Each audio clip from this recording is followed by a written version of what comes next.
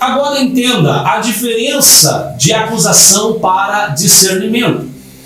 Enquanto o discernimento é a ação do Espírito Santo de Deus para a salvação da sua alma, a acusação é a ação do Espírito de Satanás para a condenação da sua alma. Lá em Apocalipse, capítulo 12, versículo de número 10, a Escritura diz que o nosso acusador, ele nos acusa dia e noite diante de Deus.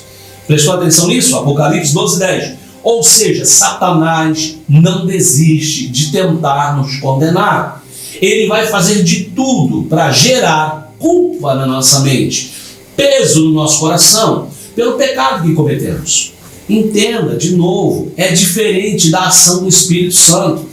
O Espírito Santo, com o convencimento, ele gera o reconhecimento, ele traz paz. Ele quer nos conduzir ao arrependimento para salvar nossa alma. Agora, a culpa, a acusação que Satanás gera na nossa mente, no nosso coração quando erramos, é com a intenção de destruir a nossa alma, condenar a nossa alma. Vou te dar um exemplo rápido. Pedro, quando nega Jesus, Mateus capítulo 26, versículo 75. A Bíblia diz que ele chora amargamente. Por quê? Porque ele tinha dito com todas as palavras, com muita ênfase, convicção, com boa vontade: eu nunca te negarei, Senhor. Todos podem te negar, mas eu jamais, eu morro por ti. E logo em seguida o galo cantou 2 vezes, ele negou Jesus 3 vezes. E quando ele nega Jesus pela 3ª vez, Mateus capítulo 26, versículo 75 diz que ele vê Jesus à distância olhando para ele.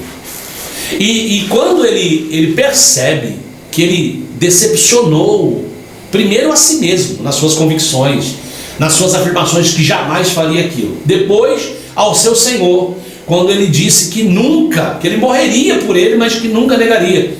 A Bíblia diz que ele chorou amargamente. Eu não sei se você já chorou amargamente alguma vez na sua vida. Eu já chorei. Eu já passei pela frustrante experiência de falhar naquilo que eu disse que eu jamais falharia. E eu sei o que é esse choro de Pedro. É um choro diferente. É uma tristeza profunda na alma que nos leva a sentir uma culpa e um mal-estar, pensando que está tudo acabado, que não tem saída, que não tem solução. Mas ali não é o Espírito Santo agindo, ali é o diabo tentando nos acusar. Imediatamente quando Pedro nega Jesus, Satanás entra em ação. Para quê? Para tentar agora ceifar a alma dele. Então quando ele chora amargamente, ele é tomado por desespero, porque a culpa recai sobre ele. E quando a culpa vem sobre nós, a gente tende a ser tomado por vergonha e também um esquecimento da promessa. Porque a palavra disse o quê? Nós já sabemos. Primeira Epístola de João, capítulo 2, versículo 1. Se pecardes, tem um advogado que está no céu. João disse: eu vos escrevo isso para que vocês não pequem. Quando Jesus estava advertindo os discípulos que ele ia ser preso, que eles iam sofrer pressão e se escandalizariam dele, Jesus não estava dizendo, determinando o que ia acontecer. Jesus estava dizendo, prevenindo para que eles estivessem preparados para aquela situação. E quem sabe não acontecesse, que eles conseguissem se resguardar, vigiar. Mas se acontecesse, ele fez uma promessa. Ele fez uma promessa lá em Mateus capítulo 26, versículo 32.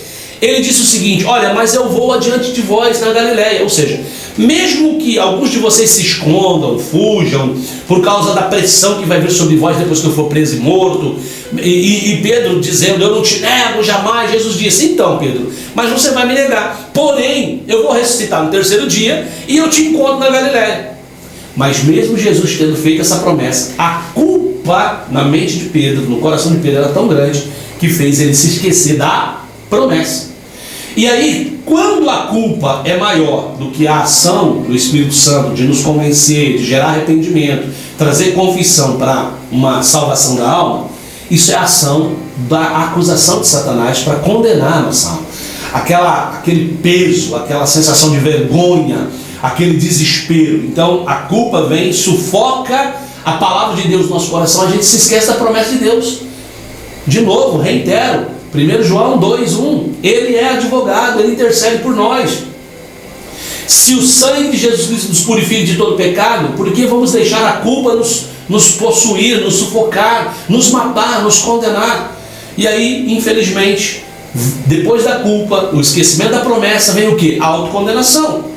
A Bíblia mostra em João capítulo 21, versículo 3, Pedro voltando à vida velha, voltando a pescar, fugindo do chamado, se afastando daquilo que ele vinha fazendo com Jesus há 3 anos e meio e tentando viver a sua vida agora naturalmente, como se nada tivesse acontecido, mas infelizmente o texto mostra que estava vivendo um grande fracasso. A pescaria dele não estava dando certo.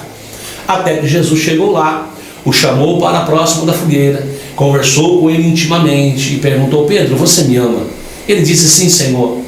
Então apacenta minhas ovelhas. Foram 3 perguntas, foram 3 respostas. Jesus faz questão de mostrar para Pedro que o que ele estava sentindo não era algo do Espírito Santo de Deus, e sim era algo que Satanás estava gerando para condená-lo, para afastá-lo da presença de Jesus. Cuidado com a autocondenação. Discirna.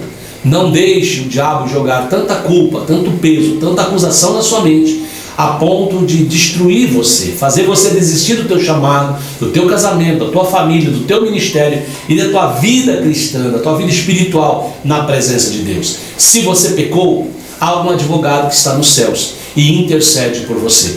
Corra para os pés de Jesus, não faça como Judas. A Bíblia diz que Judas, aceitando trair Jesus, aceitando entregar Jesus para ser morto, ele, depois de ter entregado Jesus, lá em Mateus 27, versículo 3, o texto é claro, o texto diz assim: e Judas arrependido vai até aos principais lá da sinagoga, aos homens do sinédrio, joga as moedas lá, tentando se livrar da culpa que estava ali consumindo por ter entregado Jesus. Sabe quais são as palavras de Judas?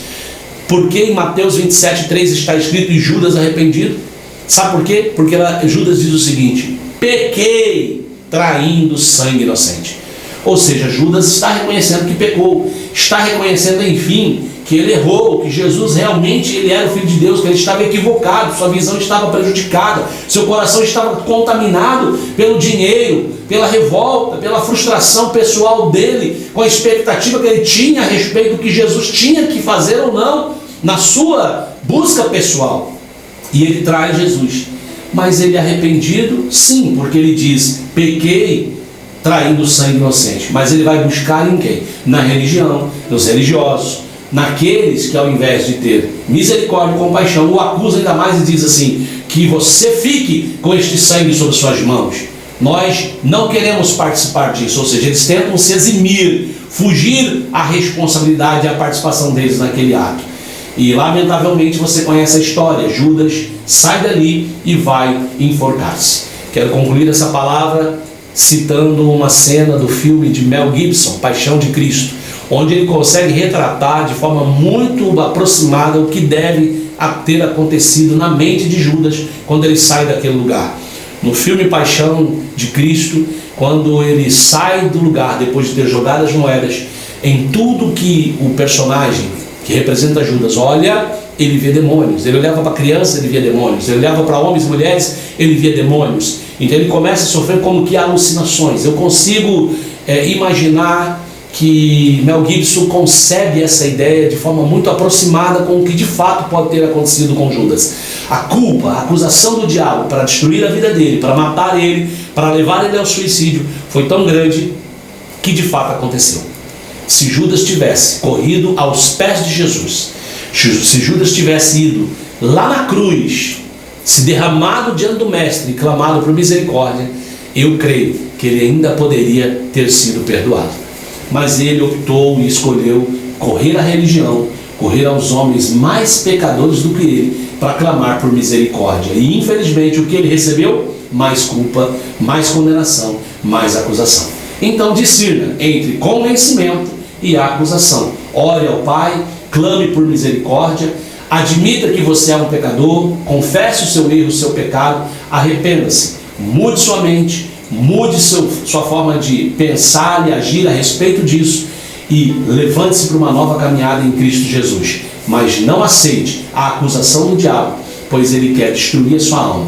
Porém, a ação do Espírito Santo é para salvá-lo em nome de Jesus.